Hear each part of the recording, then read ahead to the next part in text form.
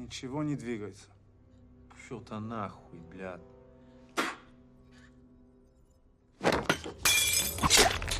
Ten psychotic and ruthless villains of Punisher universe. Most savage rogues gallery.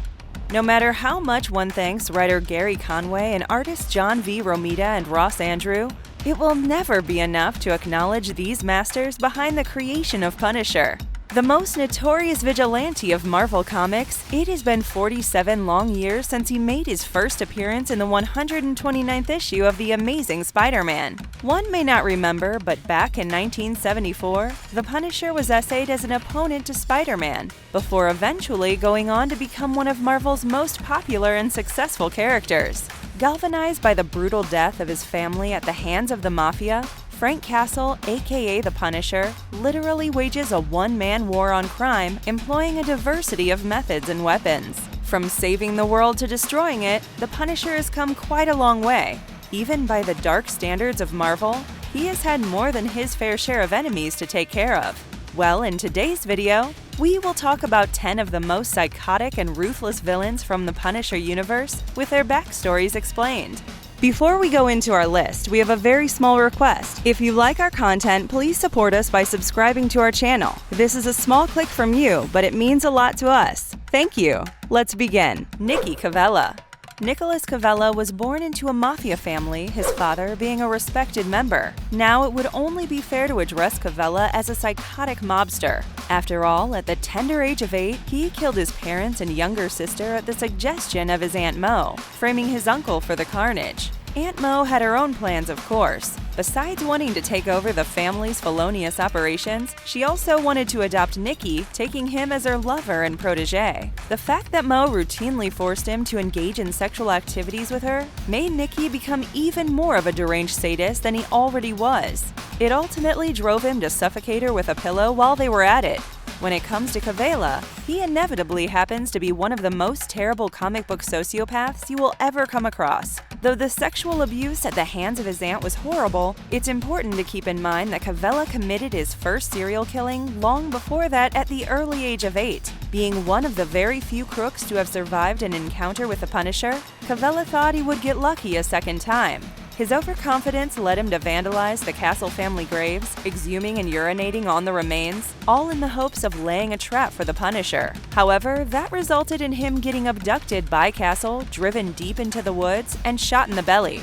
Cavella was left there like that for days, and when some hunters finally found his cadaver, his eyes were already pecked out by the birds. Do watch out for the charismatic Nicky Cavella, who happens to be one of the most psychotic and merciless villains from the Punisher universe. Barracuda. This fictional villain, created by writer Garth Ennis and artists Goran Parlov and Howard Chaykin, was never really given a real name.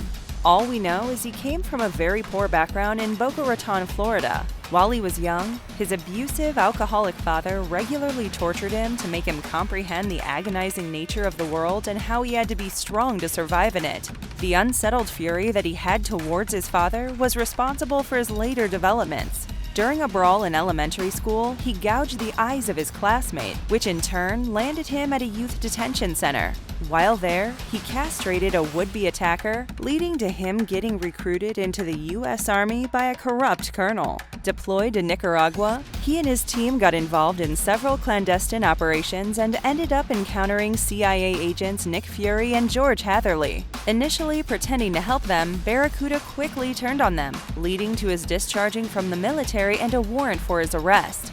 This reputation garnered him a favorable partnership with the shady and vehement CEO Harry Ebbing. However, when the Punisher got a sniff of Ebbing's plot to sabotage major portions of the U.S. power grid for profit, the latter reached out to Barracuda to get rid of the Punisher. 2 bloody fights culminated in Castle throwing Barracuda into shark-infested waters. Despite surviving the encounter, Barracuda ultimately met his end when he tried to kidnap Castle's infant daughter Sarah and hold her hostage. Though armed with an AK-47, Castle managed to entrap him with a fire axe, severing his arms first before emptying a clip of bullets straight into his face, finally defeating the monster. Not many know this, but the basis of this character, as stated by Ennis, was a celebrated American folk song called Stagger Lee, which was all about a large frightening man and the chilling things he did to people. Barracuda's character had high levels of skill with a variety of weapons ranging from knives to machine guns. His character simply relished violence and the supremacy it brought him. Combined with a high pain threshold, Barracuda happens to be one of the most pitiless, ruthless villains from the Punisher universe. Bushwacker.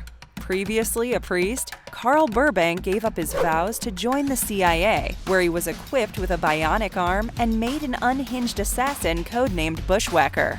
The cybernetic limb could effortlessly be converted into a number of diverse weapons. With this choice of artillery available to him, Bushwacker remains every bit as daunting as the Punisher. While it is true that he is mostly regarded as a vicious enemy of Daredevil, Bushwacker has been a consistent spike in the life of Punisher. The most notable rendezvous between the two was thwarted by the presence of Daredevil, who was trying to keep the number of fatalities as low as possible. Now, that is quite a difficult task given that you have the Punisher on one hand and a psychotic villain with a flamethrower on the other. Created by writer Ann Nocenti and artist Rick Leonardi, Bushwacker boasts remarkable powers and abilities.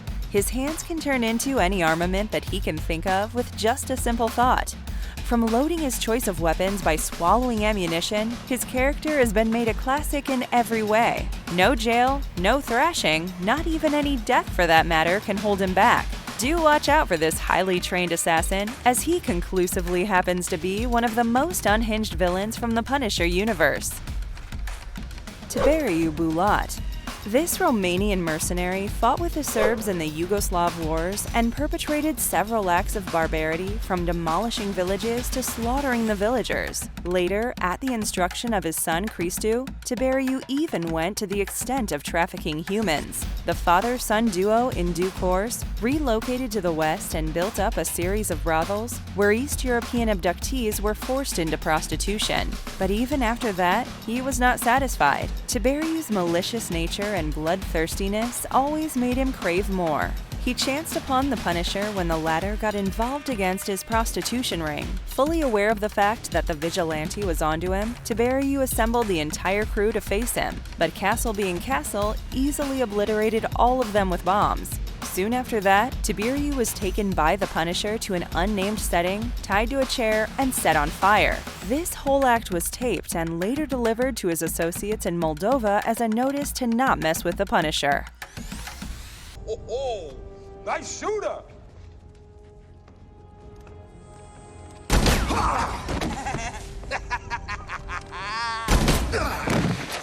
Jigsaw. The thing with Marvel Comics is that there are so many ways to bring back a character that it's outrageously hard for anyone to just stay dead. This supervillain by writer Len Wein and artist Ross Andru hardly needs an introduction, as no matter how many times he's destroyed, he just keeps coming back. Before he became Jigsaw, Billy the Beaut Russo was mostly known for his charming looks and reputation for being a highly successful gangster. Having slowly been killing off mobsters left and right, Castle eventually tracks down Russo to a mob party. His subsequent fight with him leaves the latter terribly disfigured after he gets knocked through a glass window pane. Greatly resembling a sequence of rough and distorted pieces of flesh all sewn together, Russo renames himself Jigsaw and swears revenge on the Punisher. Russo has literally knifed his way through immeasurable innocence just to exact his vengeance on Castle, constantly devising plots that involve throwing dangerous and deranged people onto Castle's path. Jigsaw's undying hate for the vigilante is what ultimately keeps him from the grave every time. While not possessing any exceptional powers, Russo was able to enhance his physical strength in prison to a level equivalent to the Punisher. His familiarity with a diversity of armaments and illicit methods is definitely worth a mention. From carrying an array of handguns to wearing a special exoskeleton in his attires, Jigsaw without a doubt happens to be an extraordinary strategist. It is his unconventional form of actions that make him quite hard even for the Punisher to anticipate. The two were meant to fight each other to the death.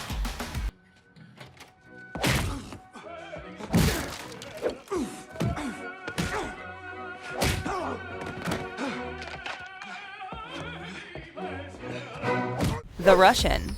Nothing in particular is known about the Russian's childhood or even his teenage years for that matter. The initial recorded information about him was when he was holidaying in Afghanistan during the 1980s at the time when the Soviets attacked. His thirst for bloodshed continually makes him travel around the world to major places with conflict, like Iraq, Chechnya, North Ireland, Rwanda, and many more.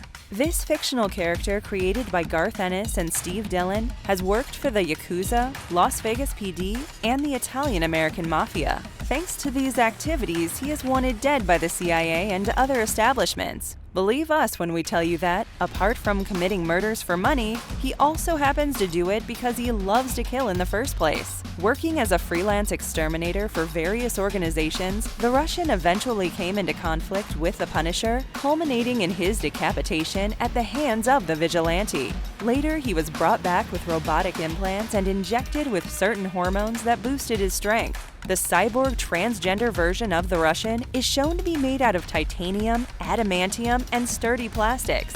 He also has 3 distinct hearts to power his cyborg physique, which was capable of surviving and recovering from a plane crash. What's most noteworthy is his superhuman smelling that allows him to track down his targets effortlessly. Finn Cooley. How can one even begin to talk about the fictional character of Finn Cooley? A dreadfully disfigured terrorist, mob boss, and IRA demolitions expert, Cooley happened to get caught in one of his own explosives that had half of his face literally blown off. He wears a protective mask to help the flesh of his face stick to the top of his skull. Cooley is valued and dreaded at the same time and is shown to be unbelievably trained with an assortment of weapons and firearms. It was during the Kitchen Irish arc of the Punisher Max series that he was hell-bent on finding a $10 million stash left behind by a recently deceased mob boss. Cooley was resolute, literally killing anyone who crossed paths with him, be it his former associates to even the Punisher for that matter. But it was his greed that ultimately led to his downfall. He was killed alongside others in the vicinity of a bomb blast right after he reached the location to inherit the money. Do watch out for Finn Cooley, who happens to be quite the psycho in the Punisher universe. Gnucci. Created by Garth Ennis and Steve Dillon, Gnucci was introduced as the influential matriarch of the infamous Gnucci family. She came into power at a time when the Punisher had disappeared from New York City. Simply untouched by the local law enforcement agencies, Gnucci even had the mayor and police commissioner in her back pocket. The Punisher eventually returns, sicking a group of polar bears on Gnucci as a means of distraction. This results in the loss of both her arms and legs, along with profound scars on her head. 10 days after being clawed, Ma goes to the extent of offering a handsome reward of $10 million to anyone who can kill the Punisher. Once the vigilante's whereabouts happen to get leaked, Ma sends her entire family to annihilate him. Although he shoots most of the mobsters, the Punisher is injured, leaving him incapacitated for an interim period. This is exactly when Ma gets in touch with the Russian to exterminate him. What follows is the near-superhuman mercenary getting slayed, Punisher driving all the way to Ma's mansion with the severed head of the Russian and setting the entire manor on fire. Does that finally end Ma? Well, not completely, because the notorious villainess happens to throw herself out of the window and then attack the Punisher by actually biting his leg. The Punisher was ultimately left with no other option but to literally kick Ma back into her blazing mansion where she burns to death. One just cannot miss out on the Vigilante's "Go Back to Hell, Ma" dialogue, which simply steals the show. Maginty. Maginty grew up in Hell's Kitchen under the watch of the brutal Irish gangster Nesbitt, who would constantly racially abuse him. Eventually, Nesbitt died and Maginty formed his own gang, gaining dominance over the Hell's Kitchen area and setting his sights on a fortune left by Nesbitt. Later on, the Punisher set a trap for Maginty and the 4 other mobster groups at a meeting the families were having. Maginty loses most of his gang members in the process and barely manages to escape with his life. Deciding to settle his differences with the remaining members of the 3 groups and just split the fortune, the 4 decipher the location and leave together to get hold of it. They board a docked boat and find a case, only to open it and discover that it's a bomb, which instantly kills Maginty and the others. Agent William Rawlins. The character of Rawlins seemingly follows the footsteps of his father, who was also a member of the CIA. creator Garth Ennis has his character use the intelligence agency to stockpile wealth for himself by discreetly smuggling drugs. During one of his narcotics missions in Afghanistan, he refuses to pay his suppliers, leading to a shootout that damages his helicopter. Barely able to take off because of the weight, Rawlins opts to kick his wife out instead of tossing the drugs. His treacherous behavior takes his character up several notches in the evilness chart. Besides being a CIA minion, this twisted double agent also got entangled in a series of actions against the Punisher throughout the Max series. He worked behind the scenes with a number of organizations and even went to the extent of exploiting an old associate, Nicky Cavella, for his own means. He betrayed his own ideals and informed the Russians of Frank Castle's former actions against them to gain their protection. But this failed and culminated in his demise in an airport toilet at the hands of Castle. If you guys enjoyed this video, give us a like, subscribe, and press that bell icon that will help you get notifications. We upload an awesome video every day. Have an amazing day ahead and stay safe.